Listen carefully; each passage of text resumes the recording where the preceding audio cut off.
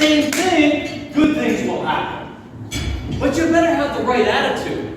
And you better have respect for your opponent, because he's working just as hard as you.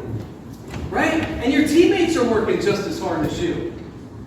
Something that Goose and I get bothered by, and I think a lot of people do, back tosses, celebrations. It's fun. Listen, the Orioles doing the sprinklers and stuff like that. I might have been one of the first guys to do it because that was my dance when I was a kid. I would do the sprinkler, baby. So why wouldn't I bust it out, after hitting the double, okay? Actually, this was my dance, but I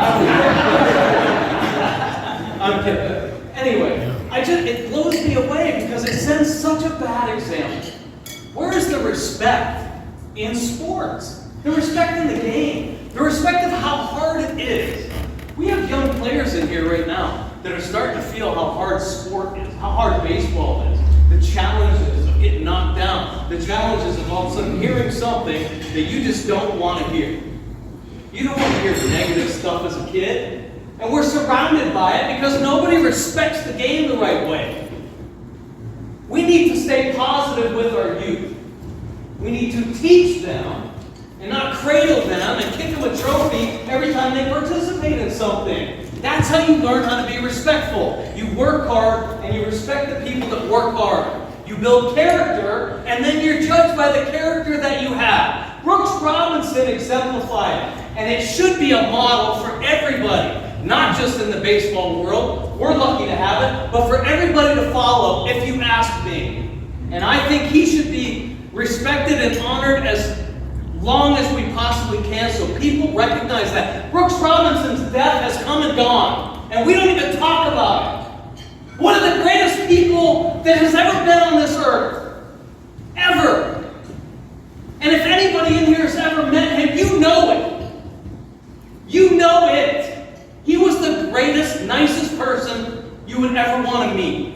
As humble and gracious for being the most incredible superstar that the game had ever known for his era. 16 consecutive gold gloves. And my gosh, he would talk to you like you were his best friend from high school that you hadn't seen in 20 years. Because he cared about people. He cared about respect. He cared about character and dignity and integrity. And that's what this game is about. And we try to teach that. And we try to promote it as often as we can. We love it. And I hope you can see the passion because Goose Gossage has that passion too.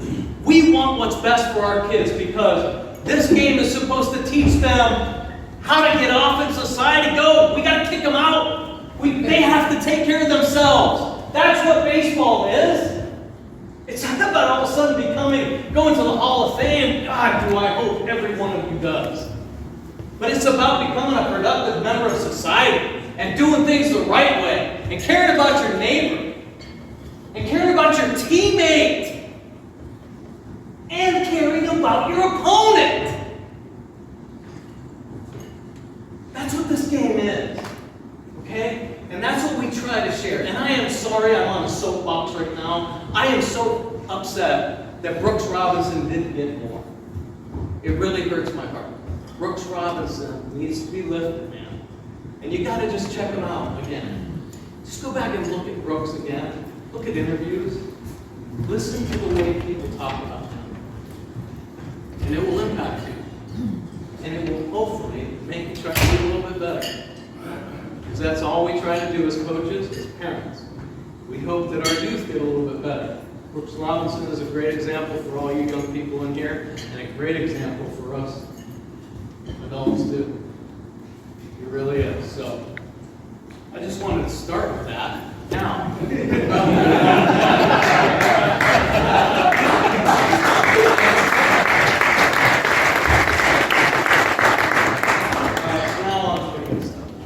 I think that's pretty good and it's important because honestly, that's what really baseball is. It really is. When you come right down to it, right? It is such a hard sport. Is life easy? It ain't, and it's not supposed to be. That's the thing. It's not supposed to be easy. It's supposed to be fun and work and enjoy. And appreciate the people around you while you do it, right? To share your stories. Listen, we have 4 facilities with the baseball warehouse. We have one in Owings Mills. We have one right up here in Pennsylvania called Red Lion. It's an awesome facility. I encourage everybody to check it out. We have a couple more, and I have to look at it. Forest Hill and Columbia. Columbia is Rick Dempsey's new place. And man, you gotta check it out. All kinds of history. Rick Dempsey, of course, MVP of the 1983 World Series, another incredible member of the Baltimore Orioles, and another salt-of-the-earth, old-school baseball player that just loves to share his passion for the game. Here at the Baseball Warehouse, we do some things very unique, okay? We love giving lessons, we love talking to kids, we love talking to parents. But we do it with guys that have experienced the game. To be able to bring a guy like Goose Gossage in here and talk shop with a Hall of Famer, are you kidding me? Last weekend we had Jose Canseco. I did a clinic with Jose Canseco, another former teammate, and I think we're getting a little, right? All my former teammates are coming in. Jose Canseco came in. We had an awesome clinic with him. You talk about somebody that he got a bad rap. He might have made a lot of mistakes in his young baseball career, but he did some historical things. And he shows great humility, and he's gracious for the opportunities to give back to the kids. It was fun working with him. If anybody was out there, I think you could appreciate that. But that's what we do, man. We bring in some former baseball guys, Hall of Famers, just guys from the past that can share great stories about the game, inspire kids to continue to play it, inspire parents to continue to support this incredible sport. We have young guys, Troy Stokes, who played right up here with the York Revolution, that helps out our kids. Pat Smith played with the Royals. So we get a lot of professional players, we have major league guys that come in, former all-stars, to help out with clinics. And we have a nice relationship with the Orioles right now as well. Anthony Sanders, their first base coach, Jose Hernandez, their bench coach, came out and did a clinic with the Baseball Warehouse this summer. My gosh, we even got Zimmerman, left-handed pitcher, and Brian Baker to come out as well and do pitching clinics. So we're getting guys that have experienced the game, at the highest levels, get opportunities to play professionally, and really what it takes to kind of get there. And listening to everybody's story, I think, is unique and different and inspiring. Goose has great stories. The bottom line is, though, and I think you all understand this, there are no shortcuts to whatever you do. And we preach that. You got to work, man. We'll teach you the fundamentals. We'll teach you the right way to do your business. Whether you're a hitter, pitcher, fielder, we'll look for little details to make you a little bit better. Maybe gain a quick step. Maybe gain a mile an hour on your velocity because of your mechanics. We'll be able to notice that stuff. But we also understand this. We understand how hard this game is. And my God, and I'm going to be right up front and honest with you right now. Every kid that I work with, nobody asks me about the mechanics of the swing or the mechanics of fielding a ground ball. You know what the question is? How do you overcome the fear and anxiety when you step in the bat? So, anybody that ever played this game, you got to go back in time, and you got to stick your little 8-year-old butt into the batter's box. And you're hearing your dad screaming at you. You're hearing opponents screaming at you. Some little ratty kid, Johnny from second grade, screaming at you. And you forgot your homework, right? And you hear everything. And you're like this, oh my God, Jimmy Smith throws 78. Ah! Scared to death. We all were. We all were when we played this game. I was scared in the big leagues. There were times in the big leagues I had to check and see if I wet my dang pants. I was so nervous. Goose was on one of those teams. He might have made me wet my pants. All right, enough about that. On to our feature speakers. So, Goose Gossage. And 1992-93, we were teammates with the Oakland A's, the Swinging A's. Swinging A's in 92, we went to the postseason. Goose Gossage came over to kind of bolster our bullpen a little bit. He was on the end of his career, though. He had already had 20 years in the big league. Already had a Hall of Fame career. Goose Gossage was one of the first premier closers in baseball. It was kind of a new gig, right? So they didn't know how to actually work him in. Goose was like a bullpen piece, Then he was a starter. He signed with the White Sox. He had a pretty good year as a starter. But then the next year, check this out. I think he led the league in saves. It was 1975, maybe? Yeah, 75. White Sox. I know more about you three. And he led the league in saves. He had 144 innings pitched. Wow. He didn't start one game. He didn't start one game. Led the league in saves and had 144 innings pitched. I don't even know if any of the Orioles starters had 104 innings pitched this year, to be honest with you. But that's what the closer did back then. They threw 2 innings, 3 innings, sometimes even more. Goose was a horse, man. He didn't do it just one time. I think he threw over 100 innings like 3 or 4 times. Led the league in saves multiple times as well. He was really one of the most feared pitchers in the game because he was all arms and legs. He had a high leg kick. The arms would go swinging around. Plus, I mean, he's not the most attractive guy in the world. He looks kind of intimidating.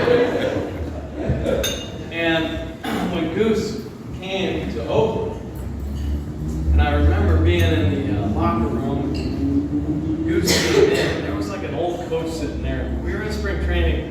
I want to say his name was like Tony Fasaro or something like that.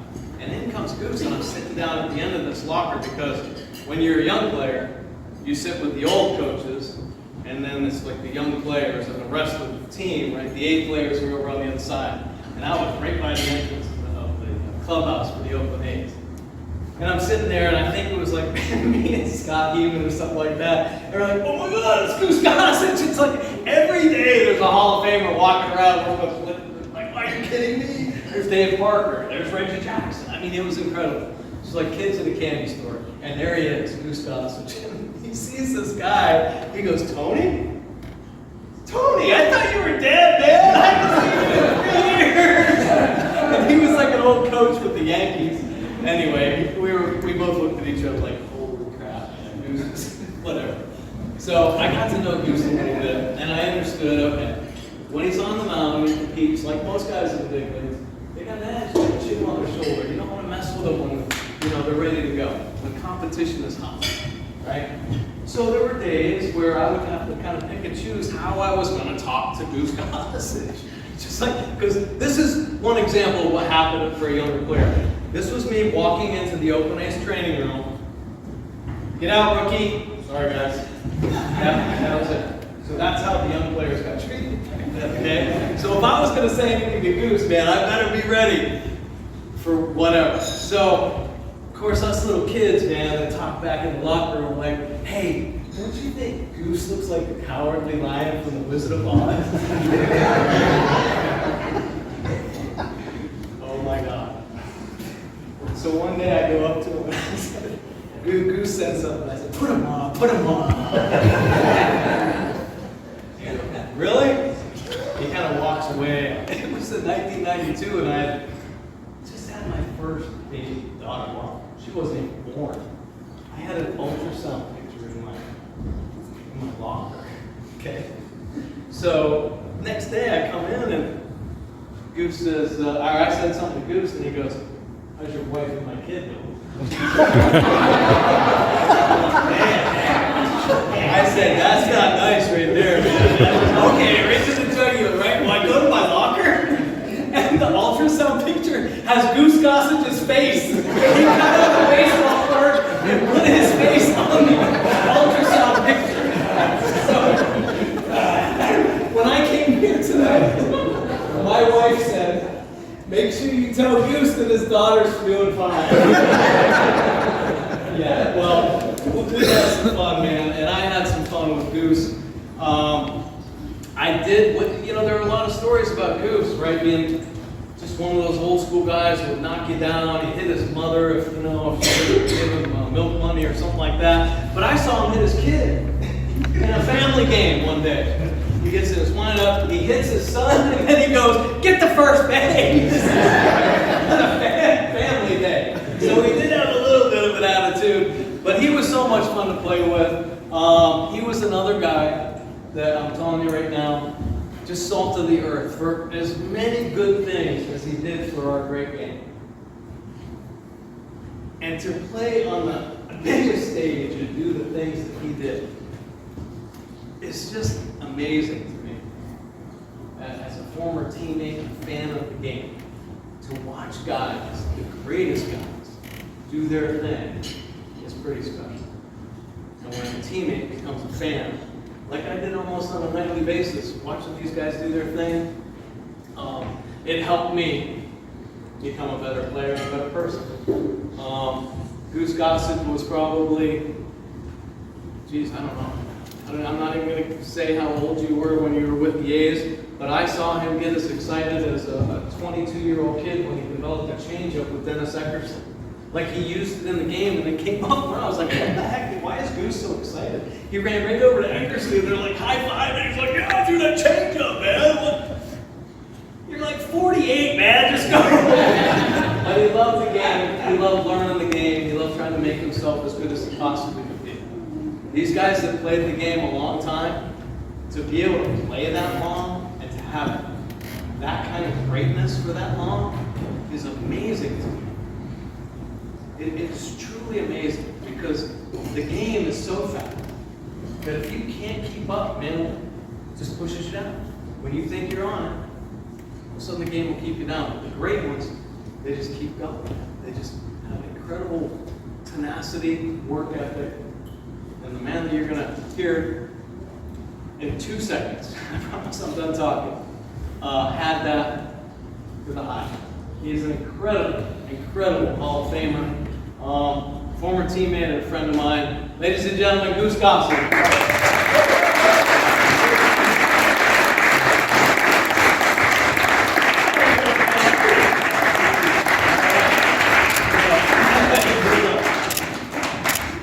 Good man right there. I don't even know where to start. I got my bowling shirt. I already got on Maddie's about giving me a damn bowling shirt. You know, nothing was sacred in that clubhouse, you know, and when I got out of the game in '94 was my last year. That was the year that we had the last strike, the last work stoppage, and we didn't have the World Series. We lost the World Series because of it.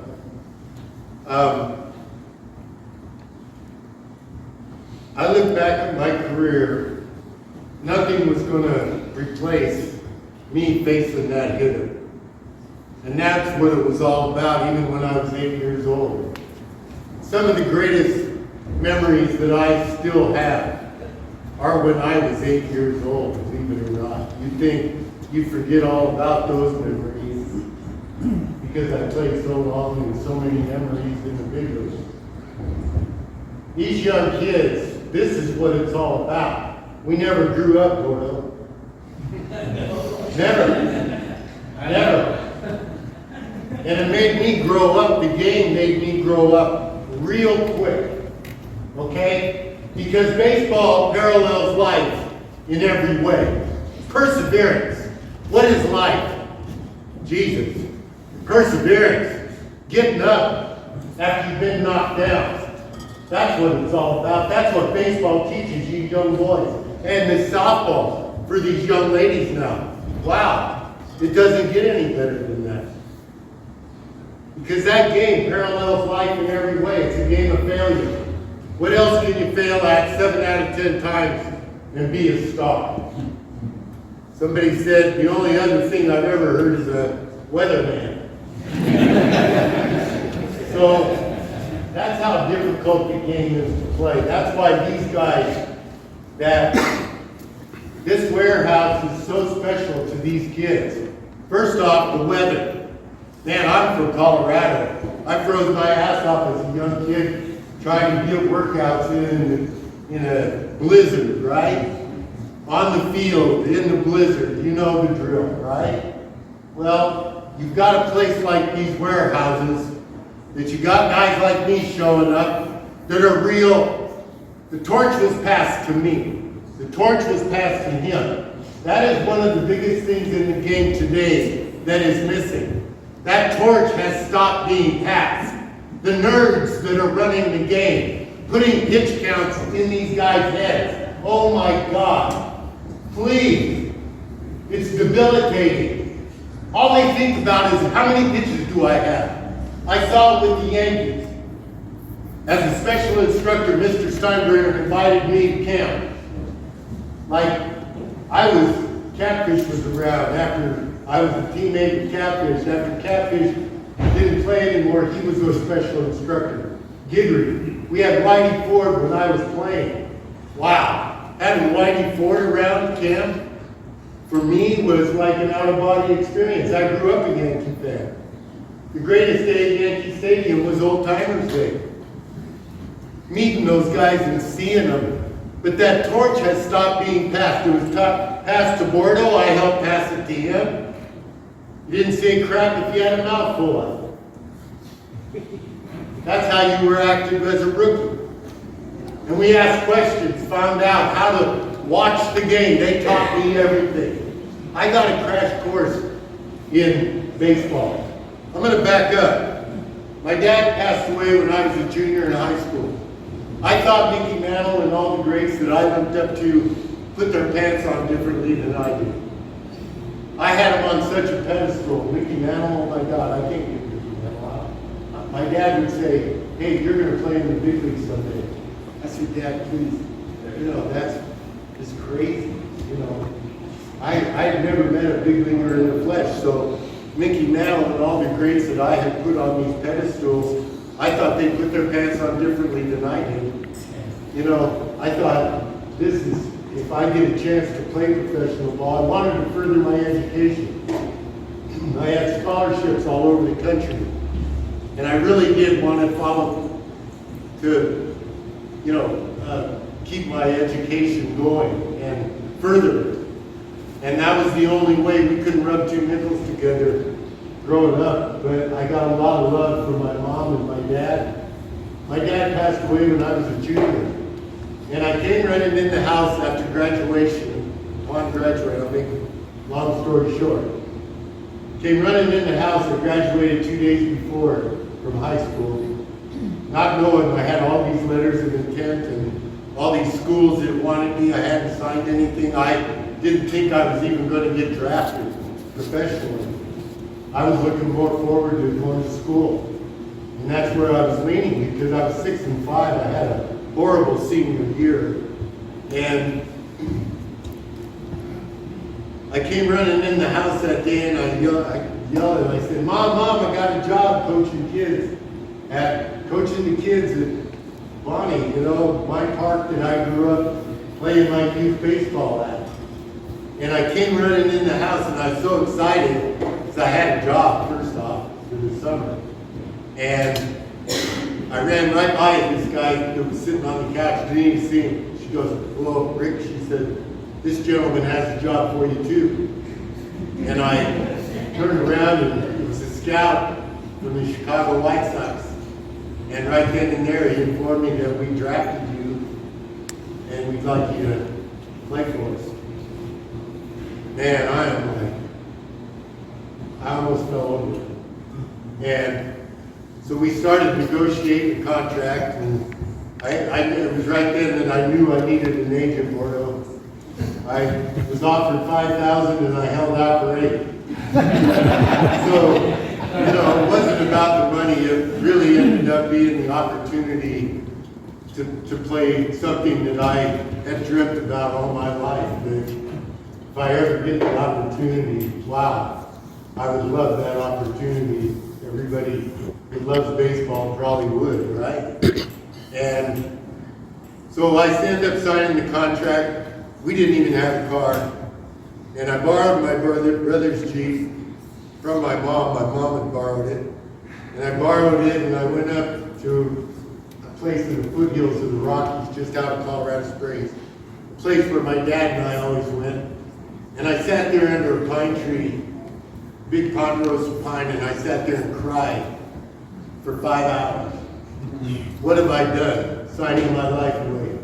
What am I doing trying this? I can't get Mickey Mantle out.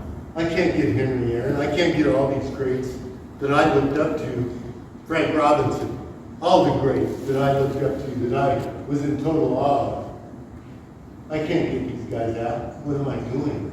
This is crazy. I've never been out of the state of Colorado. I've never been on a freaking airplane, right? I am scared to death, crying all afternoon.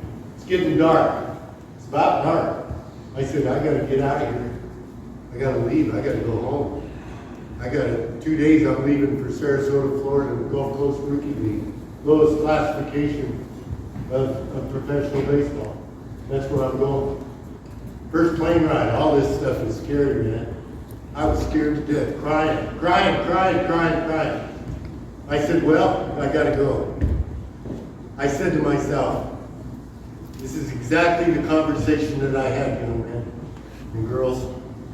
When you get to this crossroads and you get an opportunity to do this, I said, I don't know what I'm getting myself into, but there aren't going to be any shoulda, woulda, couldas, if, ands, or buts.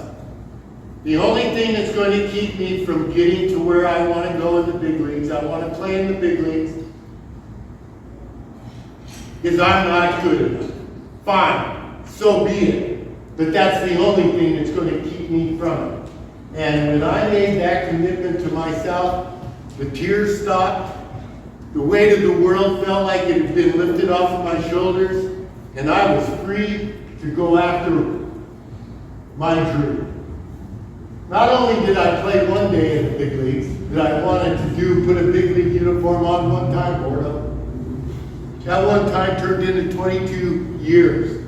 An election to the Hall of Fame, getting to talk to people like this, getting to go to the warehouse today and talk to all those kids and parents about the way the game should be played. Tony La Russa always talked about play the game right. That's it. You flip a bat, you little... You're going to get drilled, okay? You know what? 22 years in the big leagues. I never got shown up, and I never showed up anybody else. I went about my business like I've been here and done this. These guys act like fools because nobody is passing that torch to them. Dick Allen. Man, I said when I got to the big leagues, the stars were aligned. But we set it up. Perseverance. Getting up after you've been knocked down. Getting up after you struck out with the bases loaded. Getting up when I gave up a grand slam. I've done it. I've done it all. I've crapped the bed in front of 50,000 people. And millions more on TV. Man, it's no fun. I said, I got to get over crapping the bed in front of all these people. Or I'm going to be home doing something else. Really. That's how it was. I had 2 disasters in a row. And I said, man, I'm thinking about the disaster last night. All night long, I drive home. Have a couple beers just to leave the game at the clubhouse, right? Leave it there. I tried. Man, as a young kid, it was tough. I learned how to cope with the disasters. I had to. Everybody, we can take the good. That's easy. Right? Man, we take that for granted because we're expected to do it. Don't take that for granted. The good things you do. Think about how you did it. And then repeat it. Don't be afraid to do it again. That's the deal in the big leagues. You do it once, you strike out the side with the bases loaded, now they expect you to do it all the time. Holy crap. But getting back to these disasters. I go home that night with a sick pit in my stomach, right? Wow. I lost the game. Not only in front of the fans, 50,000 people, all the people on TV, all the great fans that came, disappointed. Everybody who leaves that stadium disappointed. Because I gave it up, right? Now I go home, I have a sick pit in my stomach. Okay, now I talk to myself, it's over. Water under the bridge. Hey, turn the page. All the crap that goes, the cliches that go with, it's easy, right? Forget about it. I go to bed that night with a sick pit in my stomach, I close my eyes, that sick pit is right there. Guess what? I wake up in the morning, Bordeaux, you know this. And we do too, and everybody that's played the game. I wake up that next morning, my eyes open, and that sick kid has not gone anywhere. I'm still as sick as I was before I went to bed, or when I went to bed, because I'm thinking about that disaster. Now all day I'm thinking, forget about it. I'm going to come to the ballpark tonight with the opportunity to have another disaster, right? Guess what? If I'm thinking about that disaster, anything about that, if it isn't completely gone, guess what? Now I got two disasters going because I can't get rid of it. It's there. No matter how hard I try to talk myself into it. Bullshit, right? You can't bullshit yourself. You can try, but it's real. Okay? That elephant in the room that we're trying to hide, it's there.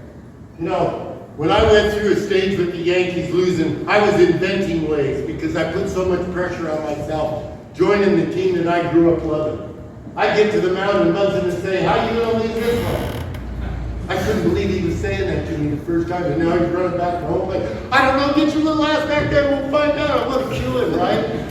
And because he said this, like, but you know what? That's how we learn that to laugh in the face of disaster. It's the elephant in the room. Hey, yeah, I'm pitching like crap. I can't get anybody out. Like I said, I'm inventing ways to lose games, how to lose games with the Yankees. It brought me to my knees. It was the first time in my life that I felt like quitting. Sparky Lyle had won the Cy Young. I come over to the Yankees, they're world champions. What am I doing here? George Steinbrenner signed me so no one else would sign me. And they knew that Sparky was probably, I was insurance. But what they did was give me Sparky Lyle's job on a silver platter. He's a Cy Young Award winner. How the hell did this happen? I am still asking myself this. And it blew my mind. I had come over to work with Sparky Lyle, being the best righty me and being the lefty Sparky was. Cy Young Award, there's only been 3 guys in the history of the game, I think, or 4 guys that have won the Cy Young Award that are relievers, if that many. And I'm taking his job. Now I'm with the Yankees, putting on the pinstripes blew my mind. I am losing 14 games out we were. If you guys remember 78, we ended up catching the Red Sox. No one's ever come back. And from a deficit of 14 games that late in the season, July, we came back and ended up forcing a one-game playoff with Boston in Fenway. Well, you know, I look at this thing and this is how baseball is in life, right? It wouldn't have been the greatest comeback in history if I hadn't dug us that big ass hole, right? 14 games, that was all my doing. Like I said, I was inventing ways.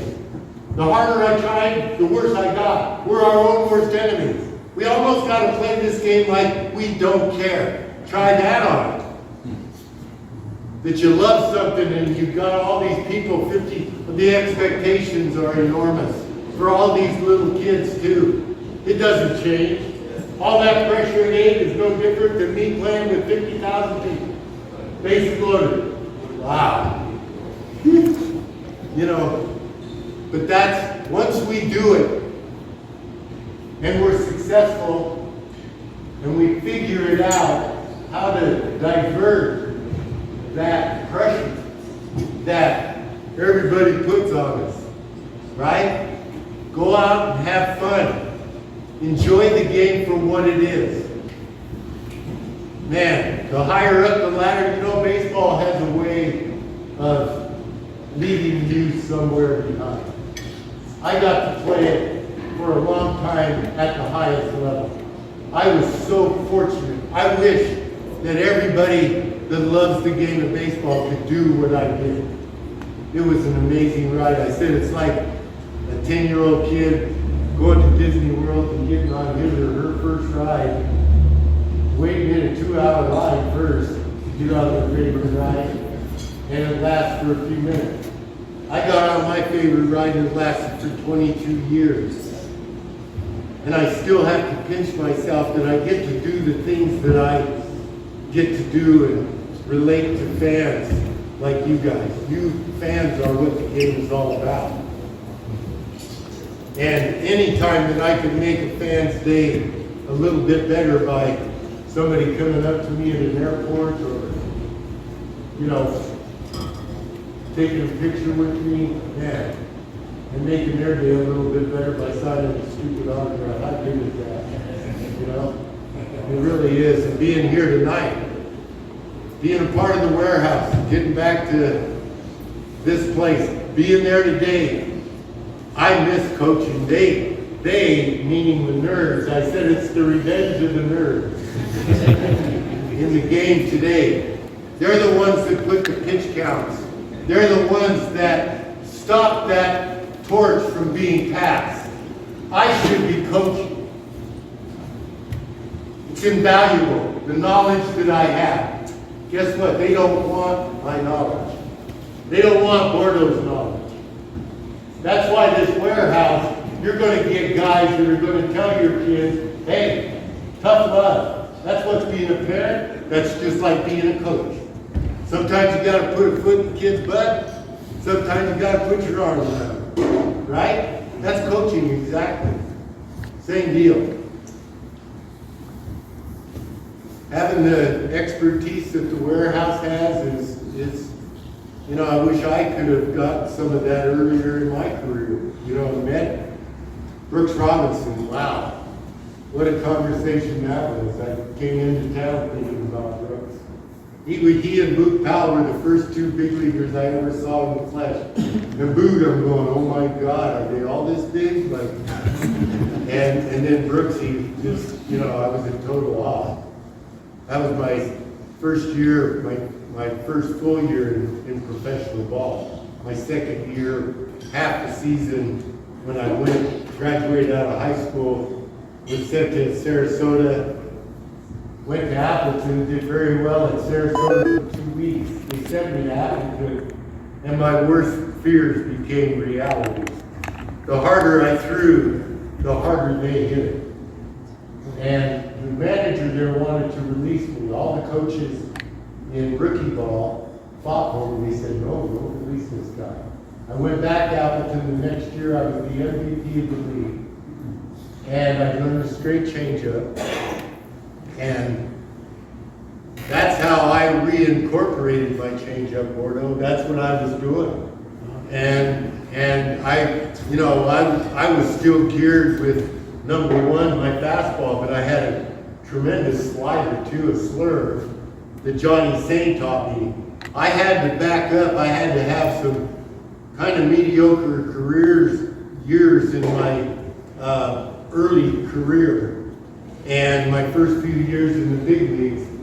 That's why I told these kids today at this clinic, I'm a perfect example of knowing if you don't use your fastball, you're going to lose it. I always took my fastball because I always had it because I always threw it, right? And it even got better and better and better and better. The more I threw it, the more and the fastball, you think, hey, I'm going to throw a fastball as hard as I can first time, and that's as hard as I'm going to be able to throw it. Wrong. Conditioning. They don't even condition these kids right today. Why would I put a pitch count in your brain? The more innings I got under my belt during the season, the stronger I got. By the time we hoped the World Series, we were in a World Series, rolled around, we were rocking and rolling. Starters prided themselves on finishing what they started. Now they're asking, how many pitches do I have? And I did my job after 5. We're never going to have a starting pitcher go into the Hall of Fame. How?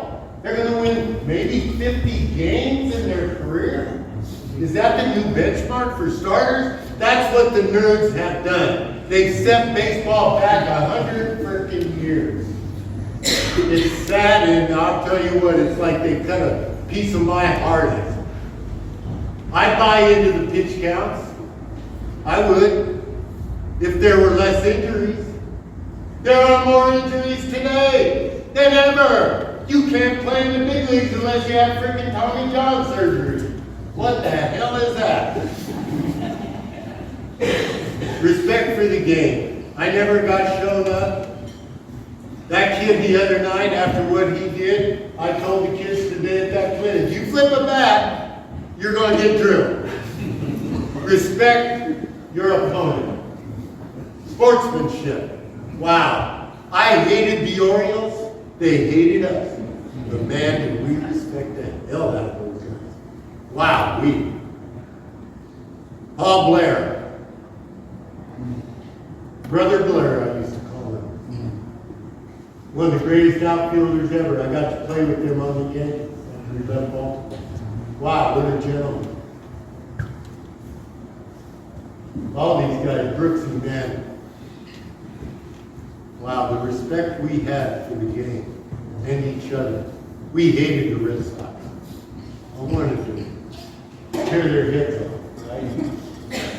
But it was, that sports, that just compete. That's all. You might get an inside fastball. I'm not going to drill you in on purpose. I'm not going to start any shit. I don't want my teammates to get killed. Now these guys are running around like idiots, flipping bats and stomping on home plate and doing all the crap they do. Wow. I can't believe Bochy, my buddy, hasn't set the record straight with him. He's from the old school, but you say anything today, you're not going to be the manager anymore. There it is. And coaches, you're the greatest, you're the best paid babysitter on the planet, being a coach in the big leagues today. It's sad. All you do is bring out the balls and coach first base and coach third base. You got nothing to say to these guys. Nothing. If it doesn't come out of that stupid ass computer, it wouldn't register with these guys. They wouldn't even know how to put a jock on right. They put it on backwards. Anyway, enough of my soapbox too. Hey, listen, support your kids, man, give it your all. And you know what I tell kids too? If you're not looking forward to going to practice, find something else that you're going to look forward to. Something that you love, passion. That's where greatness came from on me. Other than me being in the Hall of Fame of baseball, man, I spent my whole life being a pitcher and learning the game of baseball. And that's what it is. It's a lifelong passion. And you kids, if you're not looking forward to practice, find something that you are looking forward to going to practice, because that's what's going to make you great. That commitment that you're going to make to this game is, wow. It's like getting on that bus ride at Disneyland and not getting off for 22 years, And just support your kids. Wow, kick them in the butt when they need it. Look yourself in the mirror, you players. Did I suck? Yeah. Ain't nothing wrong with that. Own up to it, right? Own up to it. Ain't nobody else's fault. No, look in the mirror. There it is. It's looking right back at your ass. Okay? Right? Right. Right, the buck stops here. Every time the shortstop every time Bordeaux made a goddamn error. I said, I gotta pick this someday up again. Getting tired of this. That was my job. He's feeling bad enough. He didn't do the balls behind me. I'm just saying, somebody makes an error behind me, it's my job as a teacher to pick him up. He's feeling bad. He's feeling bad that he booted the ball, dropped the fly ball, or something. Shit happens out there, right? Just like life itself. That's why baseball is the game of all games, because it parallels life in every way. That's why we all love it so much. Perseverance is the first thing that it teaches you. Come back, get up. You're knocked down, you're always getting knocked down. I don't mean by high fastball, I mean It's a game of failure.